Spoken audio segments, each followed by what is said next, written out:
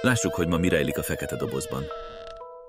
Az 1840-es évek közepén Európát súlyos politikai és gazdasági válság rázta meg. A feszültségek hátterében társadalmi és politikai krízisek, valamint technológiai változások egyaránt megtalálhatóak voltak. De szót kell ejtenünk az 1845 és 1848 közötti mezőgazdasági válságról is, a burgonyavészről. A burgonyavész miatt több millió ember halt éhen világszerte. A rosszul termő évek következtében az élelmiszerárak jelentősen megnőttek, és az ipari termelés lelassult. Franciaországban a liberális polgárság alkotmányos reformokat szeretett volna, mint a választójog kiterjesztése, szólás, sajtó és gyülekezési szabadság, valamint független bíróságokat. Amíg a munkásságnak szociális követelései voltak, mint a rövidebb munkaidő, magasabb bérek, jobb munkakörülmények. A német és olasz területeken szintén alkotmányos reformokat szerettek volna az emberek, illetve a területen lévő kisebb államok egyesítését. A Habsburg Birodalomban az alkotmányos reformok és a nemzeti törekvések mellett a hűbéri rendszer felszámolása volt a legfontosabb vágya a népnek. A problémák sokasága forradalmi hullámot indított el egész Európában, és elkezdődött a népek tavasza. 1848. februárban az elsők között tört ki a forradalom Párizsban. A nép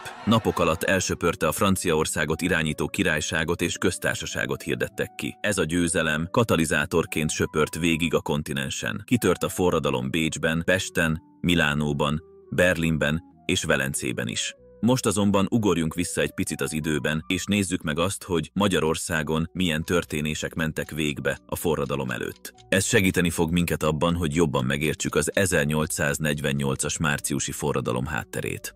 Az 1820-as évek elején a Habsburg Birodalom kritikus gazdasági nehézségekkel találta szemben magát. Belátták, hogy az adóemelés és a pénzleértékelés mellett történő egyeduralmi kormányzás már nem fenntartható. Szükségük volt a magyar rendek együttműködésére. Ezért 1825-ben a pozsonyi országgyűléssel elindult a magyar reformkor kezdete. A követelt reformok a következők voltak: jobbágyfelszabadítás, közös teherviselés, a magyar nyelv hivatalossá tétele és a felelős magyar kormány felállítása. A cenzúra eltörlése, a 9. és a 10. eltörlése és a robot, valamint az ősiség megszüntetése. A Habsburg Birodalom természetesen mindent megtett azért, hogy ezek ne valósulhassanak meg. Sok reformert börtönbe zárattak, köztük Kossuth Lajost is. Kossuth Lajos az 1840-ben történő szabadulása után sem állt félre. Magára vállalta az ellenzék vezérének a szerepét, ő lett a reformpártiak szószólója. A birodalomhoz hű konzervatívok ellenére is törekvéseik részben sikerhez vezettek. 1844-ben sikerült elérniük, hogy a magyar hivatalos államnyelvé váljon. A Habsburg Birodalom számára ez nem tetszett, és emiatt még fontosabbá vált az, hogy minden erejükkel megpróbálják elkerülni a további reformok megvalósulását. A birodalom kancellára, Metternich új tervvel állt elő. A terve az volt, hogy több magyarországi megye élére adminisztrátorokat nevez ki. Az adminisztrátorok segítségével 1846-ban megalapították a konzervatív pártot. A párt feladata az volt, hogy látszatreformokat javasoljanak az országgyűléseken, amikkel megbénítják a valódi reformációt. Természetesen sok magyar értelmiségi átlátta ezt a trükköt, és belőlük alakult meg 1847-ben az ellenzéki párt. Az ellenzéki párt, köztük Teleki László és Deák Ferenc az ellenzéki nyilatkozatban dolgozta ki a teljes polgári átalakulás menetét, de továbbra is a lassú reformokban hittek. Ezzel párhuzamosan megjelentek a radikális irányzatokat előnyben részesítők is, akik a gyors változtatásokban hittek. A radikális irányzat vezéralakja Petőfi Sándor lett. Törzshelyükön, a Pilvax kávéházban több csoportot is létrehoztak, a Fiatal Magyarországot és a Tízek társaságát. A nézeteik és a műveik a Jókai által szerkesztett életképekben kerültek megjelentetésre. Ilyen felállás mellett rendezték meg 1847. novemberében a következő rendi gyűlést Pozsonyban. A Habsburg Birodalom terve bevált. Az újonnan létrejövő ellenzéki csoportok ellenére is az erőviszonyok kiegyenlítettek voltak, így újra csak meddő vita folyt a gyűlésen. Egészen 1848. március 3-áig kellett várni az újabb áttörésre, amikor Kossuth Lajos előterjesztette a felirati javaslatát a jobbágy felszabadításról, közteherviselésről és a felelős magyar kormányról. Azzal indokolta a javaslatát, hogy a forradalom nem fog megállni Párizsban. Igaza is lett. Március 11-én Prágában és 2 nappal később Bécsben is kitört a forradalom. A Habsburg Birodalom el szerette volna kerülni a magyar forradalmat, így az országgyűlés elfogadta a felirati javaslatot. 15-én reggel küldöttség indult Bécsbe, hogy a tervezett törvényeket előszentesítsék. Arról azonban semmit sem tudtak, hogy pont aznap, március 15-én Pesten is kitört a forradalom.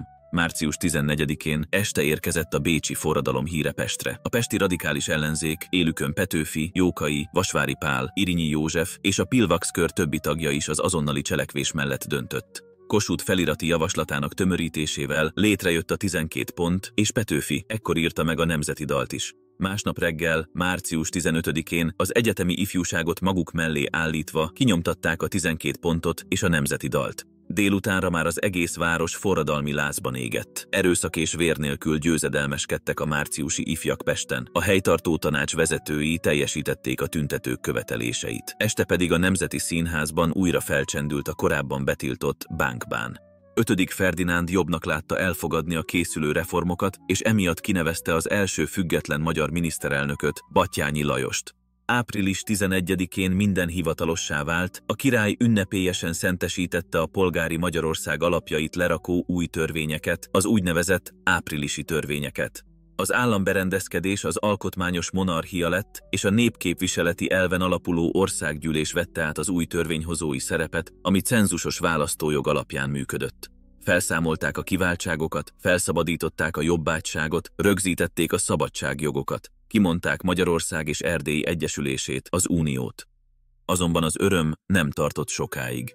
1848 nyarának végére Európa szerte leverték a forradalmakat, és a Habsburg birodalomnak is sikerült stabilizálni a helyzetét. Eljöttnek látták az idejét annak, hogy visszaállítsák a hatalmukat Magyarországon. 5. Ferdinánd visszavonta az áprilisi törvények alapvető rendelkezéseit. Megvonta a had- és pénzügyminisztérium jogkörét, valamint saját maga nevezte ki Lamberg Ferencet nádorrá és katonai főparancsnokká. Továbbá megtagadott mindenféle kommunikációt Magyarországgal, ezzel lehetetlenné téve a békés megoldásokat. A feldühödött magyar nép válaszul meggyilkolta a birodalom által kinevezett Lamberg Ferencet. Eközben az országban élő nemzetiségek ideálisnak látták az alkalmat arra, hogy fellázadjanak Magyarország ellen. A délvidéken megindult a szerb felkelés. A szerb határőrök fegyvert fogtak az önálló szerb vajdaság megteremtéséért. A térségben véres polgárháború bontakozott ki. A szerb alakulatok számos falura rátámadtak és etnikai tisztogatást végeztek. Áldozataik között nem csak magyar ajkú lakosság volt. Mindemellett a horvát nemzeti mozgalom már a kezdetektől ellenségesen viselkedett a magyar kormánnyal. 5. Ferdinánd lehetőséget látott ebben, így Horváth Bánná nevezte ki az udvarhű Jelacsitit, aki megszűntnek nyilvánította a magyar és horvát kapcsolatokat. Nem volt nyitott a kompromisszumokra és készen állt a támadásra. Szeptember 11-én Batthyány lemondott a miniszterelnökségről, és aznap Jelacsiti átlépte a magyar határt a csapataival. Természetesen a Habsburg birodalom támogatta Jelacsiti támadását, és császári hadakat rendeltek melléje. Ez azonban nem volt elég Magyarország ellen. Móga János, magyar altábornagy, az újoncokból álló, frissen megalapított honvéd sereggel Pákoznál megállította őket. Jelacsiti Bécs felé menekült, és az üldözése választás elé állította a magyar vezetést. Átlépjék-e a határt? Kossuth Lajos lehetőséget látott az újonnan fellángoló bécsi forradalomban, de a döntés későn született meg. Amire a sereg közelért Bécshez, addigra már leverték az újabb bécsi forradalmat is. Így az az esély elszállt, hogy erőiket egyesítsék és együttes erővel legyőzzék a császári haderőt.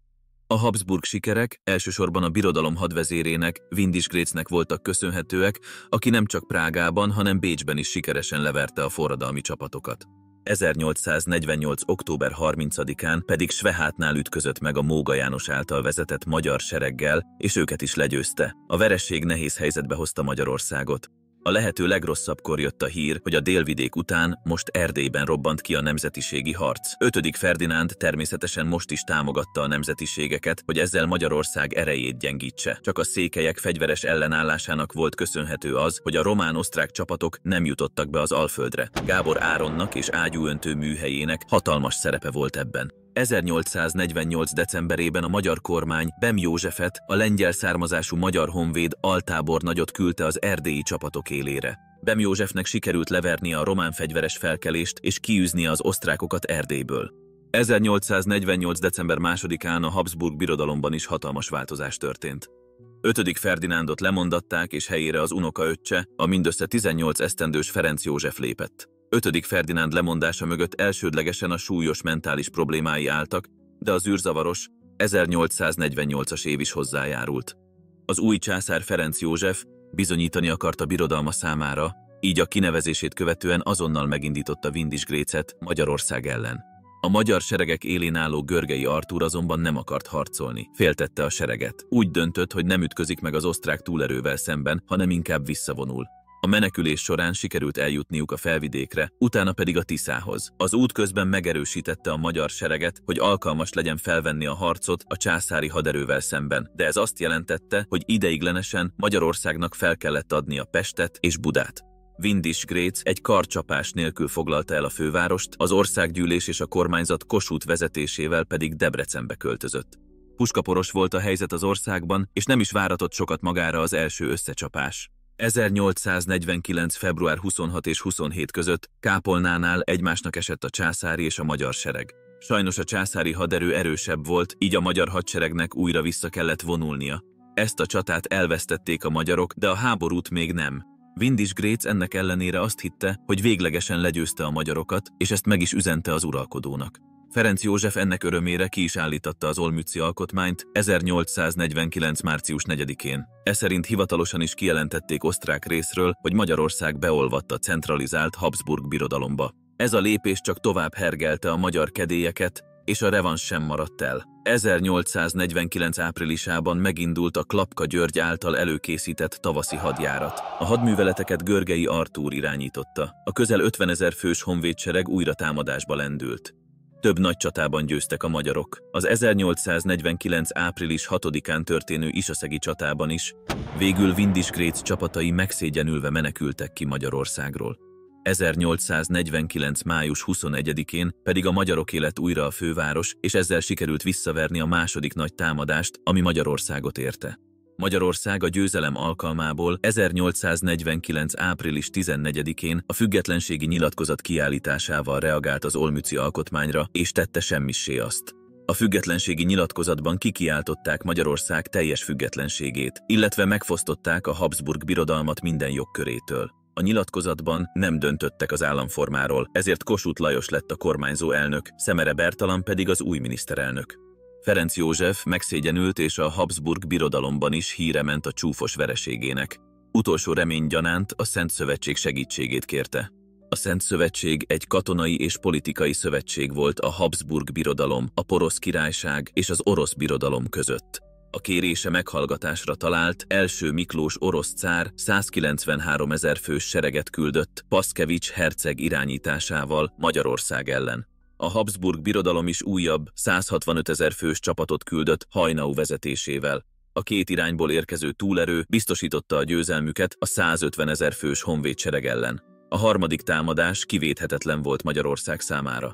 Bem József az erdélyi haderővel hetekig harcolt hősiesen az orosz sereg ellen, de végül az orosz gépezet felőrölte a védőket. A harcok során Gábor Áron és Petőfi Sándor is életét vesztette. A szabadságharc utolsó csatája Temesvár alatt volt, ahol a honvédsereg súlyos vereséget szenvedett. A megnyerhetetlen helyzet miatt a politikai vezetők emigráltak, köztük Kossuth is, aki az ország irányítását átadta Görgei Artúrnak. A reménytelen helyzetben Görgei Artúr a katonák életét figyelembe véve a fegyverletétel mellett döntött. A magyar sereg jelképesen nem az osztrák Haynau, hanem az orosz Paszkevics előtt tette le a fegyvert 1849. augusztus 13-án Világosnál.